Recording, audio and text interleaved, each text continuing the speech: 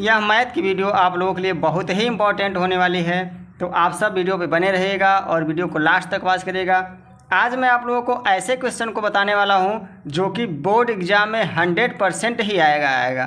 तो आज मैं दीर्घ उत्तरीय प्रश्नों को बताऊंगा जो मैथ के, ठीक है, काफ़ी सारे क्वेश्चन को बताऊंगा आज मैं कराऊंगा, क्योंकि आप लोग का बोर्ड एग्जाम बहुत ही नज़दीक है। तो आप सब वीडियो में बने रहेगा और चैनल पर नए होंगे तो चैनल को सब्सक्राइब जरूर कर लीजिएगा तथा बेल आइकन को प्रेस करना ना भूलें ताकि अगली आने वाली वीडियो की नोटिफिकेशन आप सबको मिल सके। तो चलिए वीडियो की शुरुआत करते हैं। हर वर्ष बोर्ड परीक्षा में पूछा जाने वाला दीर्घ उत्तरीय प्रश्न, आज मैं आप लोगों को लॉन्ग वाले क्वेश्चन को कराऊंगा, ठीक है। तो अब देखिए आपका जो पहला क्वेश्चन है वो आपका पहला क्वेश्चन मैंने लिया है माध्यक से, माध्यिका ज्ञात करने से, ठीक है। तो देखिए बारंबारता बंटन का माध्यक 24 है, तब लुप्त बारंबारता x का मान ज्ञात कीजिए। तो आप लोगों को बोर्ड एग्जाम में माध्यिका से क्वेश्चन जरूर से जरूर पूछा जाता है, तो आज आप लोगों को मैं माध्यिका सिखाने वाला हूं। तो देखिए माध्यिका इसमें क्या क्या दिया है कि आयु दिया है वर्षों में जो ये वर्ग अंतराल होता है, और यहाँ दिया दूसरे के कॉलम में व्यक्तियों की संख्या जो आपकी क्या होती है बारंबारता, ठीक है। ये आपका अंतराल होता है और ये आपका क्या होता है बारंबारता। तो माध्यिका ज्ञात करने के लिए सबसे पहले हम लोग संचयी बारंबारता निकालते हैं। तो संचयी बारंबारता निकालते कैसे हैं इसको चलिए सीखते हैं। तो संचयी बारंबारता निकालने का सबसे आसान तरीका है कि जो यहाँ पहले जो पहली संख्या लिखी होती है उसको as2 हम लोग वैसे ही उतार देते हैं, ठीक है। अब इसी में इसके जस्ट नीचे वाली को जोड़ करके यहाँ लिखते हैं। तो 5 में इस 25 को जोड़ेंगे तो आपका कितना आ जाएगा 30, ठीक है। 30 में अब इस नीचे वाले को जोड़ेंगे तो 30 और प्लस आपका ये क्या है x है, x हो गया।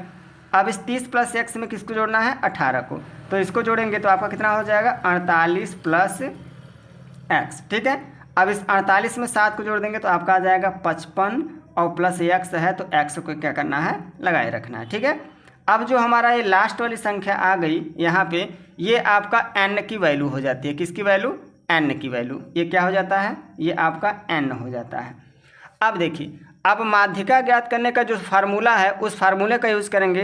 तो यहाँ लिखेंगे माध्यिका, ठीक है, माध्यिका बराबर L प्लस, ठीक है, n/2 माइनस CF/F और इंटू H। इस फार्मूले का यूज़ करके हम सब क्या निकालेंगे माध्यिका निकालेंगे। अब इसमें बात कर लेते हैं कि L, N, CF, H, F है क्या। L जो आपका होता है, पहले हम लोग क्या करेंगे, अब जब फार्मूला आपको पता हो गया तो अब हम सब बनाएंगे माध्यक वर्ग, ठीक है। माध्यक वर्ग कैसे पता करते हैं कि n/2 पहले पता करेंगे। देखिए n कितना निकाले हैं 55 प्लस x। अब इसका बटे 2 करेंगे तो इसका 2 में भाग देंगे तो 27.5 आ जाएगा, ठीक है। और प्लस आपका यहाँ क्या है x/2। तो ध्यान दीजिएगा तो 27.5 जो आपका है, देखिए इसमें 27.5 प्लस x संचयी बारंबारता में किस में है।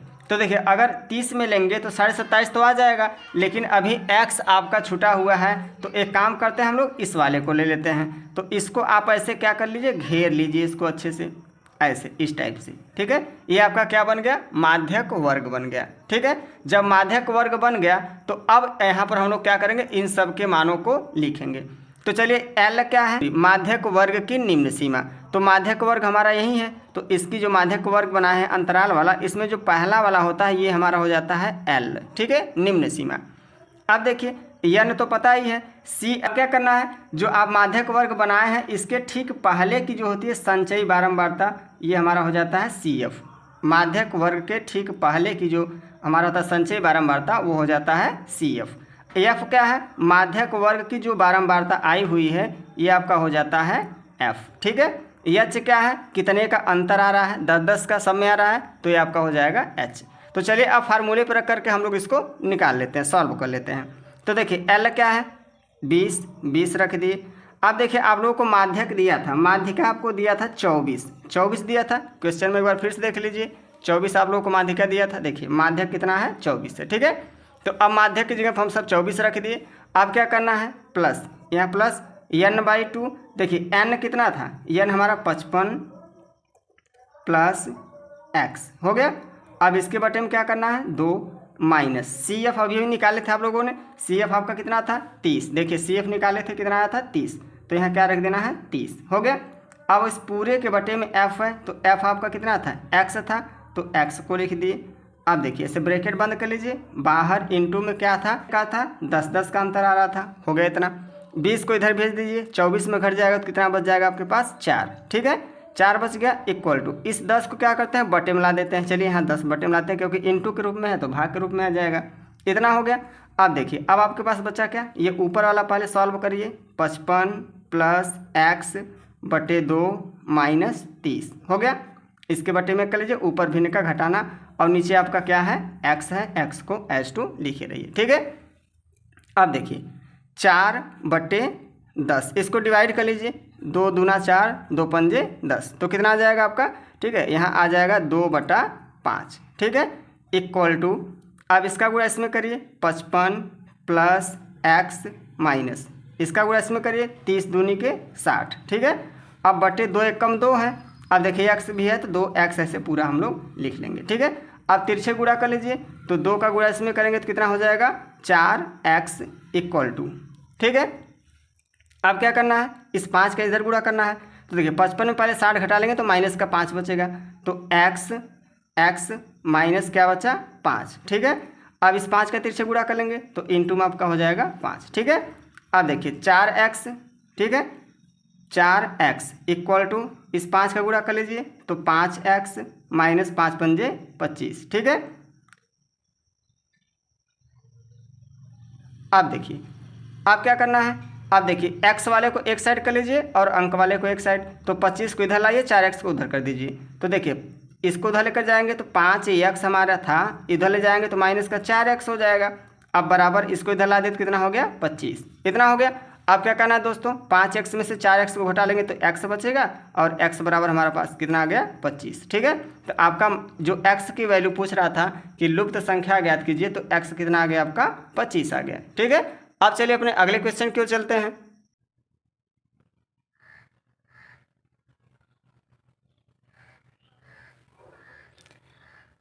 अब चलते हैं अपने सेकेंड क्वेश्चन की ओर। आपका सेकेंड क्वेश्चन है एक मीनार के पाद बिंदु से, ये आपका ऊंचाई दूरी का क्वेश्चन है। आप लोगों को ऊंचाई दूरी का एक क्वेश्चन जरूर से जरूर मिलेगा।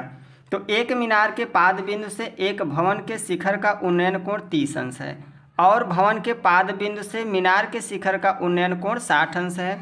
यदि मीनार 50 मीटर ऊंची हो तो भवन की ऊंचाई ज्ञात कीजिए।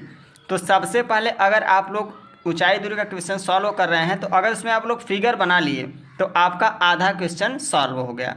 तो सबसे पहले इसमें क्या करना है, फिगर को तैयार करना है। देखिए पहले मीनार दिया है और आपका क्या दिया भवन। तो मीनार ऊंची होती है, भवन उससे क्या होता है छोटा होता है। तो आप लोग क्या करना है, एक मीनार बना लेना है इस टाइप से। ठीक है, जैसे मैंने यहाँ फिगर में बनाया है। तो ये आपका हो गया मीनार, ये क्या हो गया मीनार। ठीक है, और ये आपका हो गया भवन, ये भवन हो गया। ठीक, ये जो आपका AD है ये भवन है और आपका जो BC है वो क्या है मीनार है। ठीक है, तो देखिए अब क्वेश्चन में चलते हैं। क्वेश्चन क्या कह रहा है, पहले क्वेश्चन को, एक मीनार के पाद बिंदु से, ये आपका मीनार था, इसका पाद बिंदु ये है पैर, पाद मतलब पैर, यहाँ से इस भवन के शिखर को देखा जा रहा है तो 30 अंश का उन्नयन कोण मिल रहा है। अब भवन के पाद बिंदु से देखा जा रहा है किसको, इसके मीनार के शिखर बिंदु को, तो उन्नयन कोण कितना आ रहा है 60 अंश। यही आप लोग क्वेश्चन में कर देखिए, एक मीनार के पाद बिंदु से एक भवन के शिखर का उन्नयन कोण 30 अंश है। तो मीनार हो गया, पाद बिंदु से भवन के शिखर का उन्नयन कोण कितना है 30 अंश, और जस्ट उसी में क्या करा है, और भवन के पाद बिंदु से, कहाँ से, भवन के पैर वाले बिंदु से मीनार के शिखर का उन्नयन कोण 60 अंश है। यहाँ से जब देखा जा रहा है तो उन्नयन कोण कितना आ रहा है 60 अंश। यदि मीनार की ऊंचाई 50 मीटर, ये मीनार की ऊंचाई कितना दे दिया है 50 मीटर, तो यहाँ 50 मीटर इसकी ऊंचाई लिखे हैं। तो कह रहा भवन की ऊंचाई ज्ञात कीजिए। इस भवन की ऊंचाई को हम लोगों से पूछा जा रहा है। तो इसको सॉल्व करने के लिए जो पूछा जा रहा है पहले उसी को हम सब मान लेते हैं। तो यहाँ लिखेंगे माना, ठीक है, भवन की ऊंचाई ठीक है h मीटर है। कितना है, h मीटर है। सबसे पहले भवन की ऊंचाई को मान लिए। अब क्या करना है दोस्तों, इसमें आप लोगों को दो ट्रायंगल को चूज करना है, चुनना है दो त्रिभुज को। ये देखिए एक त्रिभुज आपका ये बन रहा है ये, और एक त्रिभुज आपका ये बन रहा है। तो जिसमें हम लोगों को कोण दिया है वही वाला त्रिभुज को लेना है। तो सबसे पहले हम लोग क्या करते हैं, चलिए सबसे पहले इस बड़े वाले को लेते हैं। तो यहाँ लिखेंगे समकोण त्रिभुज, समकोण, ऐसे ही आप लोगों को बोर्ड एग्जाम लिखना है, समकोण त्रिभुज ABC में। ठीक है, हम लोग कौन सा त्रिभुज ले लिए, ABC। तो ए बी सी ले लिए, तो सबसे पहले देखिए इसको आप मान लीजिए, माना ए बी, इसको ही मान लीजिए कि ये एक्स है। कितना है? एक्स। ठीक है, एक्स मान लिए। अब देखिए लंब आपको दिया है, आधार दिया है। ये समकोण त्रिभुज होता है, मीनार खड़ी हो तो 90 अंश का कोण बनाएगा। तो समकोण त्रिभुज में लंब का मान पता है और आधार का मान पता है। तो लंब और आधार से किसका सूत्र बनता है? टैन का या फिर कॉट का। ठीक है, तो चाहे आप टैन लेकर चलें और चाहे आप क्या लेकर चलें? कॉट लेकर चलें। तो चलिए मैं यहाँ लिख लेता हूँ, टैन लेकर चलता हूँ। टैन, ठीक है, 60 अंश। तो टैन थीटा बराबर लंब बटे आधार। तो लंब आपका कितना हो जाएगा? 50 और आधार कितना हो जाएगा? x। अब टैन 60 की वैल्यू रख देते हैं, तो करड़ी में 3 इक्वल टू 50 बटे x। इतना हो गया। अब तिरछे तिरछे मल्टीप्लाई कर लीजिए, इसका मल्टीप्लाई इसमें करेंगे तो x करड़ी में 3, ठीक है, इक्वल टू आपका 50 एक कम 50। अब यहाँ से x की वैल्यू को आप निकाल लीजिए। ठीक है, x इक्वल टू ये करड़ी में 3 आपका कहाँ जाएगा? बट्टे में। तो 50 के बट्टे में क्या हो जाएगा? करड़ी में 3। इसको आप कंडीशन फर्स्ट बना लीजिए। इतना हो गया। अब इतना हो गया तो अब क्या करना है? अब इधर वाले त्रिभुज को लेकर चलना है। तो फिर से वही काम करेंगे, समकोण त्रिभुज यहाँ लिखेंगे। फिर से समकोण त्रिभुज, समकोण, ठीक है, त्रिभुज ए, अच्छा यहाँ से बी ए डी में। ठीक है, तो बी ए डी में। इतना हो गया। तो बी ए डी हम लोग समकोण त्रिभुज ले लिए, तो इसमें क्या लेंगे? चलेंगे टैन 30 अंश। ठीक है, तो यहाँ लिखेंगे टैन 30 अंश बराबर लंब आपका एच था, तो एच, आधार क्या था? एक्स था, एक्स लिख दिए। अब क्या करना है? टैन 30 की वैल्यू को लिखना है 1 बटा करड़ी में 3, टैन 30 अंश का मान होता है, बटे एच बराबर एच, ठीक है, बटे एक्स। अब क्या करना है? फिर से तिरछे तिरछे गुणा कर लेना है। इसका मल्टीप्लाई इसमें करेंगे तो x इक्वल टू, इसका मल्टीप्लाई इसमें करेंगे तो करड़ी में 3h। ठीक है, अब देखिए समीकरण एक आप बनाए थे, x की वैल्यू को यहाँ था, x का मान निकाले थे। अब x का मान यहाँ ला करके रख देंगे, तो इसको समीकरण आप 2 बना लीजिए। अब यहाँ लिख लीजिए समीकरण एक का मान 2 में रखने पर, समीकरण 1 का मान 2 में रखने पर, तो 2 क्या है? x इक्वल टू करड़ी में 3h। अब यहाँ x का मान कितना निकाले थे? 50 बटे करड़ी में 3, तो यहाँ रख देना है 50 बटे करड़ी में 3 इक्वल टू करड़ी में 3h। अब तिरछे तिरछे फिर से गुणा कर लेना है, तो इसका इसमें गुणा करेंगे, करड़ी में 3, करड़ी में 3 हमारा 3 हो जाएगा। ठीक है, करड़ी में 3, करड़ी में, ठीक है, 3 हो गया। अब h भी है इक्वल टू, इसका गुणा इसमें कर लेंगे तो 50 आ जाएगा। अब h का मान निकालेंगे तो आपका 3 कहाँ जाएगा? बट्टे में। तो 50 के बट्टे में क्या हो गया? 3। अब इसको सॉल्व कर लेते हैं, h इक्वल टू, तो भाग देंगे तो देखिए 3 एक कम 3, ठीक है, 2 बच गया, यहाँ कितना हो गया? 20। ठीक है, तो 20 हो गया, 3 छः के 18 हो गया, फिर 2 बच गया, दशमलव बढ़ा दिए, फिर 20 हो जाएगा, 3 छः का 18 मतलब 6 6 आता रहेगा। तो आपके मीनार की भवन की ऊंचाई कितनी आ गई? तो यहाँ लिखेंगे उत्तर भवन की ऊंचाई कितना? 16.6 मीटर है। ठीक है, तो आपका ये सेकेंड क्वेश्चन सॉल्व हो गया। अब चलते हैं अपने अगले क्वेश्चन की ओर। ये क्वेश्चन आप लोगों का नाव और धारा से संबंधित है। तो नाव और धारा के क्वेश्चन जो होते हैं बहुत ही इंपॉर्टेंट होते हैं। तो देखिए, एक नाव की शांत जल में चाल 15 किलोमीटर प्रति घंटा है। नाव को धारा की दिशा में 30 किलोमीटर जाने और फिर धारा की विपरीत दिशा में उसी स्थान पर लौटने में कुल 4 घंटे 30 मिनट लगता है। धारा की चाल ज्ञात कीजिए। तो जो आप लोगों से पूछा जा रहा है उसी को सबसे पहले क्या करना है? मान लेना है। तो यहाँ पर लिख लीजिए कि माना, ठीक है, किसका पूछ रहा था? धारा का। तो माना धारा की चाल x किलोमीटर प्रति घंटा, ठीक है, माना धारा की चाल कितना है? x किलोमीटर प्रति घंटा है। तो देखिए अब क्या करा, एक बार जिधर पानी बह रहा है उधर जा रहा है, एक बार क्या करा, पानी के विपरीत दिशा में आ रहा है। तो आप लोग ध्यान दीजिएगा, जब क्या करना है कि धारा की दिशा में नाव जाती है तो नाव की चाल में धारा की चाल को जोड़ा जाता है। अब जब उसके विपरीत दिशा में आती है तो नाव के चाल में से धारा की चाल को घटा लेते हैं। आप उल्टा नहीं करिएगा कि धारा की चाल में से नाव की चाल को घटाएं, नहीं तो आपका क्वेश्चन गलत हो जाएगा। तो क्या करना है? नाव की चाल में ही धारा की चाल को जोड़ना और घटाना है। ठीक है, अब आगे क्या करेंगे, अब देखिए धारा की दिशा में जा रहे हैं तो पहले निकालेंगे कि धारा की दिशा में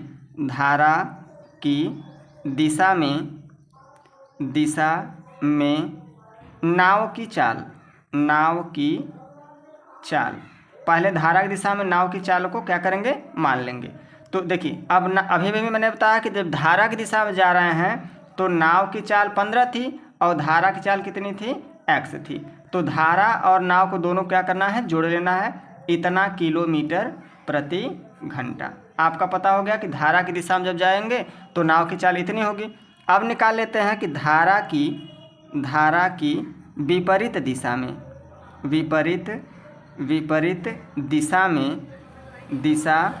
में नाव की चाल, ठीक है, यहाँ ये कर दिए। अब क्या करना है दोस्तों, ये ध्यान दीजिएगा कि नाव की चाल में से ही धारा की चाल को घटाना है, ये नहीं कि धारा की चाल को पहले लिख दें और नाव की चाल को बाद में लिख दें। तो ऐसा नहीं करना, नहीं क्वेश्चन आपका क्या हो जाएगा, रॉन्ग हो जाएगा, गलत हो जाएगा। अब चलिए निकालते हैं कि अब चलिए देखिए जाने में और आने में 4.5 घंटा लगता था, देखिए लौटने में और कितना लगा था, 4.5 घंटा। तो क्या करना, पहले निकालते हैं कि धारा की दिशा में जाने में लगा समय। तो चलिए पहले धारा की दिशा में निकाल लेते हैं कितना समय लगा, फिर उसके विपरीत दिशा में निकाल लेते हैं, दोनों को जोड़ देंगे, आंसर आ जाएगा। तो यहाँ सबसे पहले क्या करेंगे, धारा की दिशा में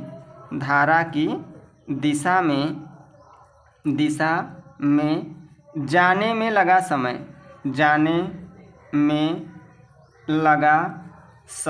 ठीक है, धारा की दिशा में जाने में लगा समय। तो समय बराबर सूत्र क्या होता है, दूरी बटे चाल, ठीक है। तो आपका दूरी कितना दिया था, 30 किलोमीटर गया था, ठीक है, और चाल धारा की दिशा में जा रहे हैं, धारा की दिशा में चाल कितना निकाले हैं, 15 + x, इतना हो गया, छोड़ दीजिए। अब क्या करते हैं, धारा की विपरीत दिशा में, अभी धारा की दिशा में लगा था, अब क्या निकालेंगे, धारा की विपरीत दिशा में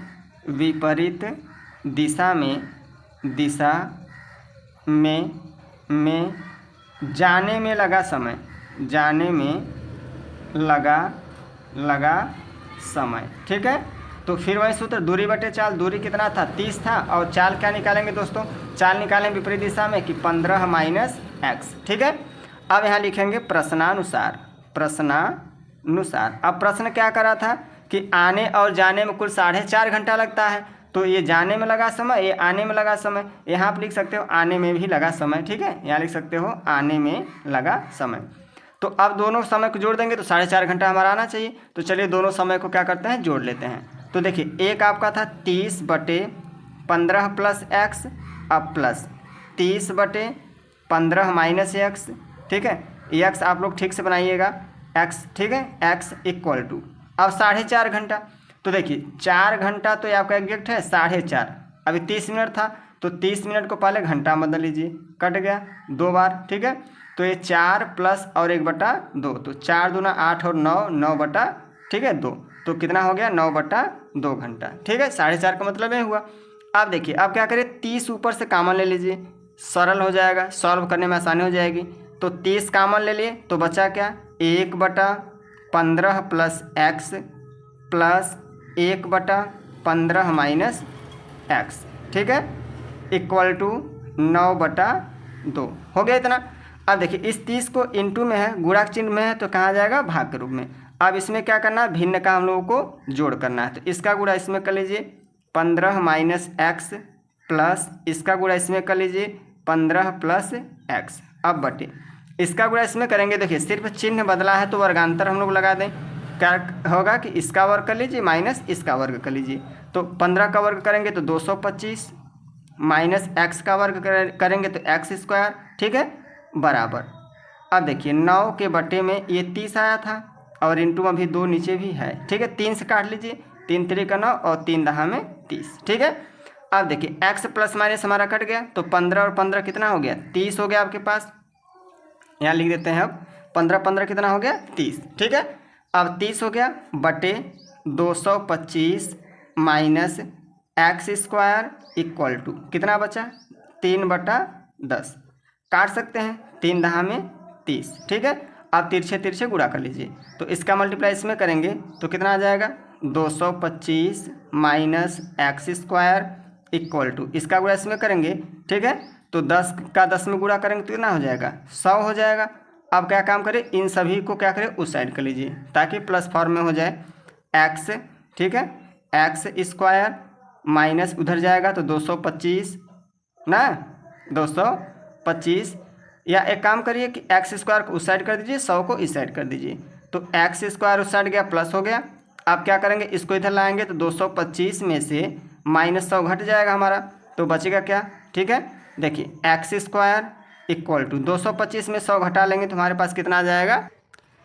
यहाँ आपका थोड़ा मिस्टेक हो गया, ठीक है, यहाँ देखिए इसका मल्टीप्लाई नहीं हुआ था यहाँ, ठीक है, 10 दूना 20 होना चाहिए था यहाँ, तो यहाँ क्या होगा आपका 20, ठीक है। अब 20 का इसमें गुणा कर लेंगे तो आपका यहाँ कितना हो जाएगा 200, ठीक है, तो यहाँ कितना रहेगा आपका 200 हो गया। अब देखिए 225 में 200 घटा लेंगे तो कितना आ जाएगा आपका 25, ठीक है। अब दोनों पक्षों का वर्गमूल ले लीजिए तो x बराबर आपका कितना आ जाएगा +-5, ठीक है। अब देखिए अब यहाँ धन चिन्ह लेना है, ऋण चिन्ह नहीं लेना है, तो यहाँ लिख लीजिए उत्तर की धारा की चाल, ठीक है, कितना आ गया 5 किलोमीटर प्रति घंटा, ठीक है, क्लियर हो गया। अब चलिए अपने अगले क्वेश्चन की ओर चलते हैं, क्वेश्चन नंबर 4 की ओर।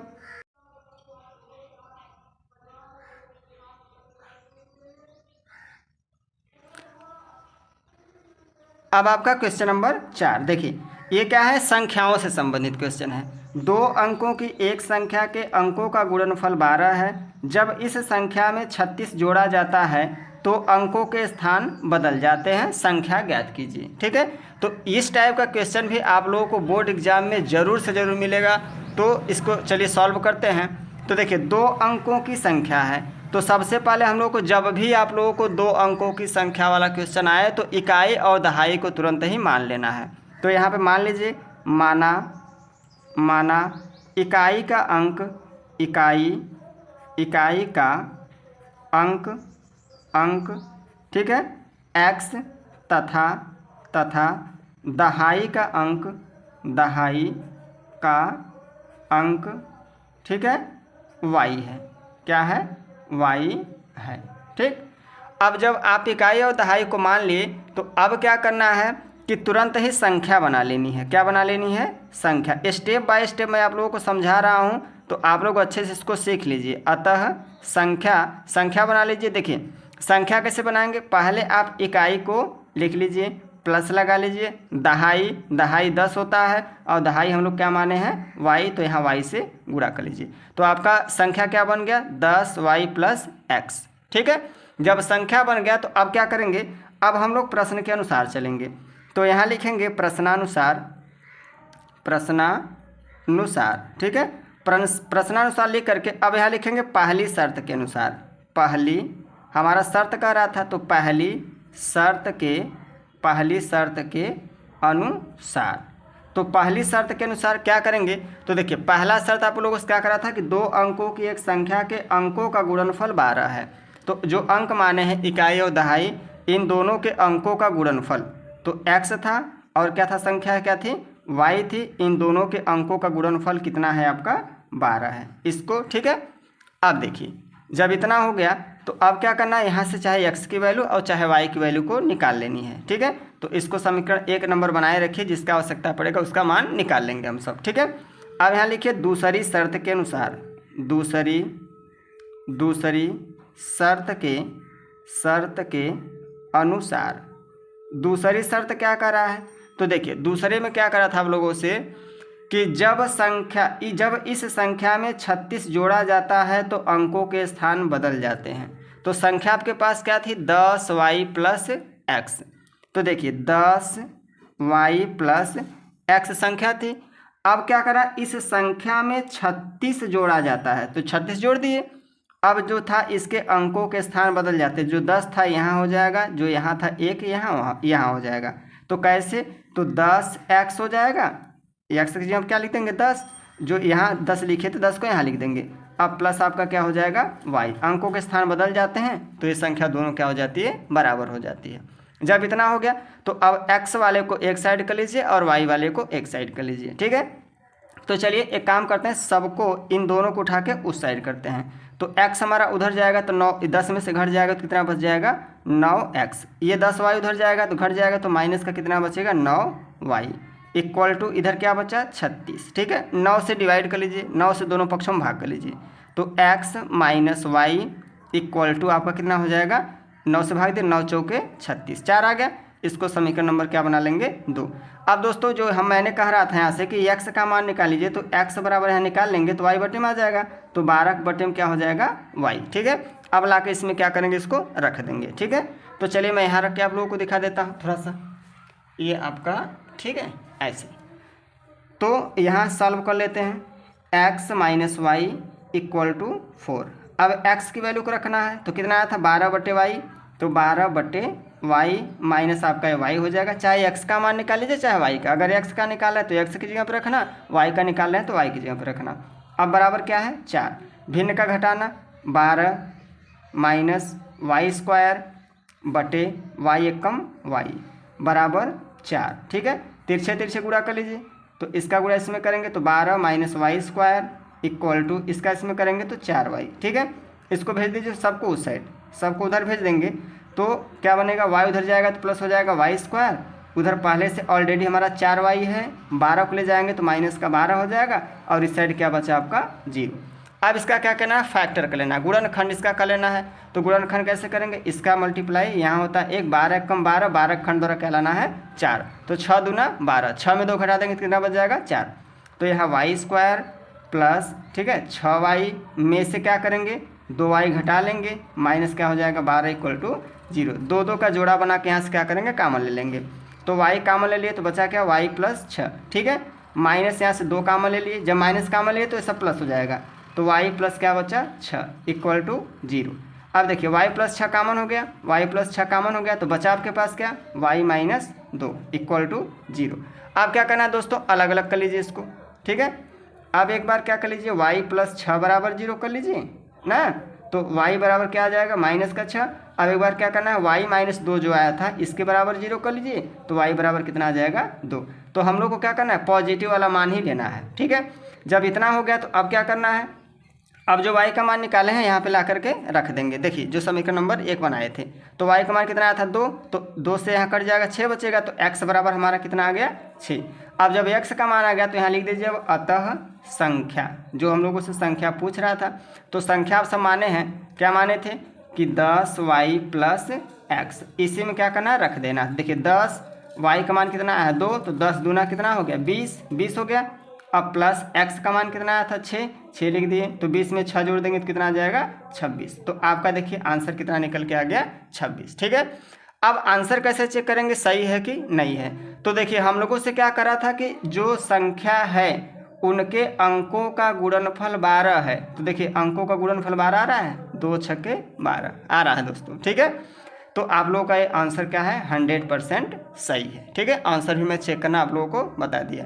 तो अब चलते हैं अपने क्वेश्चन अगले की ओर, जो आपका बहुत ही इंपॉर्टेंट क्वेश्चन है, आपका क्वेश्चन नंबर 5। बहुत ही इंपॉर्टेंट क्वेश्चन दोस्तों, कई बार बोर्ड एग्जाम में यह क्वेश्चन आया हुआ है। तो देखिए इसमें क्या दिया, एक वस्तु को 39 रुपये में बेचने पर व्यापारी को उतने ही प्रतिशत लाभ होता है जितना वस्तु का क्रय मूल्य है, वस्तु का क्रय मूल्य ज्ञात कीजिए।